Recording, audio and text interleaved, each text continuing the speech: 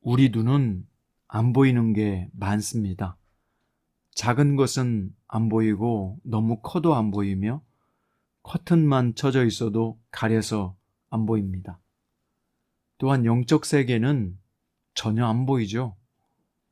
이런 눈으로 만물의 창조자여 영존하시는 하나님을 우리 눈으로 확인하고 이해하려고 한다는 것은 너무나 어리석은 일입니다. 오늘은 인간이 볼 수 없는 영역에서의 하나님에 관한 욥의 설명을 좀 들어보세요. 오늘은 욥기 26장 1절부터 14절이고요. 그 중에서 7절부터 11절까지 읽겠습니다. 그는 북쪽을 허공에 펴시며 땅을 아무것도 없는 곳에 매다시며 물을 빽빽한 구름에 싸시나 그 밑에 구름이 찢어지지 아니하느니라.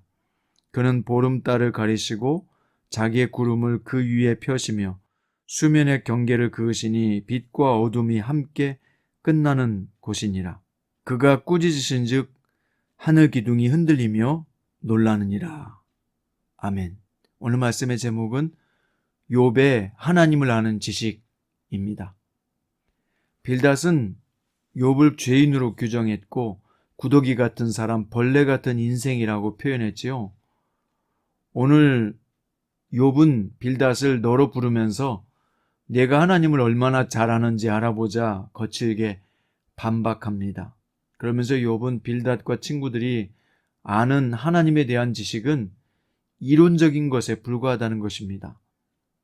왜냐하면 욥처럼 어려움 당한 사람에게 지식으로 가르치려고만 했지 실제 아무런 도움을 주지 못한다는 것이죠. 그래서 사변적인 지식에 불과하다고 예리하게 지적했어요. 또 빌닷이 마치 자신은 연약하고 비천한 인간이 아닌 것처럼 말하고 하나님의 숨결 같은 사람이라고 착각했다는 것을 욥은 그냥 넘어가지 않았습니다. 남의 허물을 탓하기 전에 먼저 자신을 돌아보라. 너 또한 보편적 인간에 불과하다는 것을 알아야 한다라고 강하게 추궁했습니다. 그러면서 욥은 자신이 아는 하나님에 대해서 세 파트로 나눠서 심도 있게 소개하는데요. 첫 번째는 모든 것을 다 훤히 보시는 하나님, 두 번째는 자연현상을 다스리시는 하나님, 세 번째는 영적 세계를 다스리시는 하나님입니다. 첫 번째, 욥이 말하는 모든 것을 다 훤히 보시는 하나님은 어떤 분이냐? 6절에 보니까 하나님 앞에서는 수월도 훤하게 보이고 멸망의 구덩이도 그분의 눈에는 훤하게 보인다 라고 말했습니다. 두 번째, 욥이 말하는 하나님은 자연현상을 다스리는 분이에요. 욥은 당시 망원경도 없었는데 하나님께서 북쪽의 허공을 펴시고 땅을 아무것도 없는 곳에 매다신다는 굉장한 표현을 썼습니다. 욥처럼 옛날 사람들은 지구가 둥글다는 것도 몰랐을 텐데 어떻게 우주에 떠있는 지구의 모습을 묘사했을까 놀랍기만 합니다. 또 하나님은 물을 빽빽한 구름에 싸신다라고 표현했는데 이는 구름에서 비가 내리는 현상을 묘사한 것입니다. 욥이 말하는 것은 이 모든 자연현상이 우연한 일이 아니라 창조자 하나님의 계획과 뜻에 따라서 일어난 현상이라는 확실한 믿음이 있었던 것입니다. 이어서 세 번째 욥은 하나님께서 영적 세계를 다스리는 분이다 라고 말했습니다. 욥은 하나님은 능력으로 바다를 잔잔케 하시고 지혜로 라합을 깨뜨리시며 입김으로 하늘을 밝게 하시고 손으로 날렵한 뱀을 무찌르신다라고 말했습니다. 이것은 자연과 함께 악한 영을 다스리시고 깨뜨리시는 하나님의 능력을 묘사한 것인데요. 자, 그러면 오늘 이 욥이 소개하는 하나님을 아는 지식은 우리에게 무엇을 가르쳐 줍니까? 무엇보다도 하나님께서 모든 만물을 다 훤히 보고 계시다는 것을 아는 성도들은 이것을 의식하고 하나님 앞에서 경건한 삶을 살아야 한다는 것입니다. 시편 11편 5절에 보면 여호와는 의인을 감찰하시고 악인과 폭력을 좋아하는 자를 마음에 미워하시는도다. 잠언서 15장 3절은 여호와의 눈은 어디서든지 악인과 선인을 감찰하시느니라. 여기 감찰한다는 뜻이 감독하여 살핀다는 뜻입니다. 우리도 감시 카메라를 인식하면 괜히 한 번이라도 더 주의하게 되잖아요.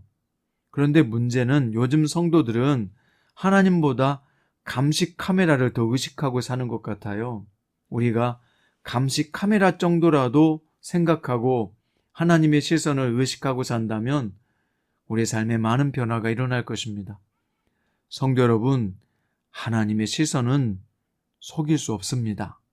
그러니 정직하게, 진실하게, 순결하게 살아가십시오.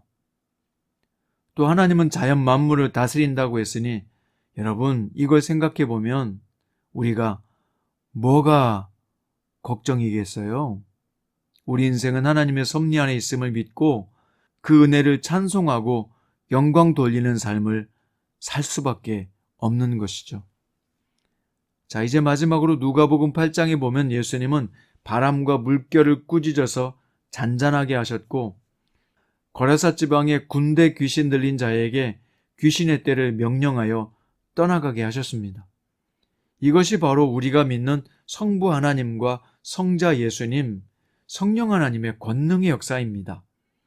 그러니 성도인 우리는 악이 흥왕하고 선이 악에게 지는 것 같이 보일지라도 절망하거나 낙심하지 말아야 되는 거예요. 예수 그리스도께서 결국 왕 중의 왕으로 악의 세력을 물리치고 승리하실 것이기 때문입니다. 성도는 악의 세력과 싸워서 승리하신 주님께 속한 자들입니다. 오늘 말씀의 결론입니다. 창조주 하나님은 오늘 또 계획하시고 나타나시고 기적의 역사를 가능하게 하시는 분입니다. 성경은 하나님이 살아계시고 권능으로 다스리는 분임을 증거하고 있잖아요. 오늘 욥은 어떤 하나님을 우리에게 소개했습니까? 모든 것을 다 훤히 보시는 하나님, 또 자연현상을 다스리시는 하나님, 셋째는 영적 세계를 다스리는 하나님입니다. 여러분, 여러분에게 하나님은 어떤 분입니까? 여러분이 소개할 수 있는 체험한 하나님은 어떤 분이죠? 오늘 그 살아계셔서 역사하시는 주님을 자랑하고 높이는 하루가 될 수 있기 바랍니다.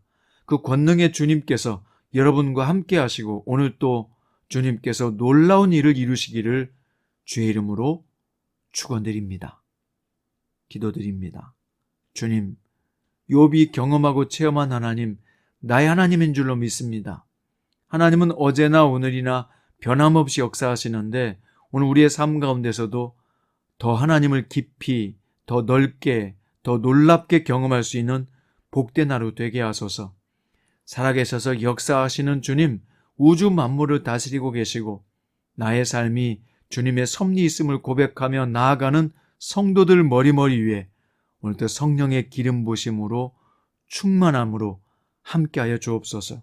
축복하며 사랑하며 예수님의 이름으로 간절히 기도드립니다.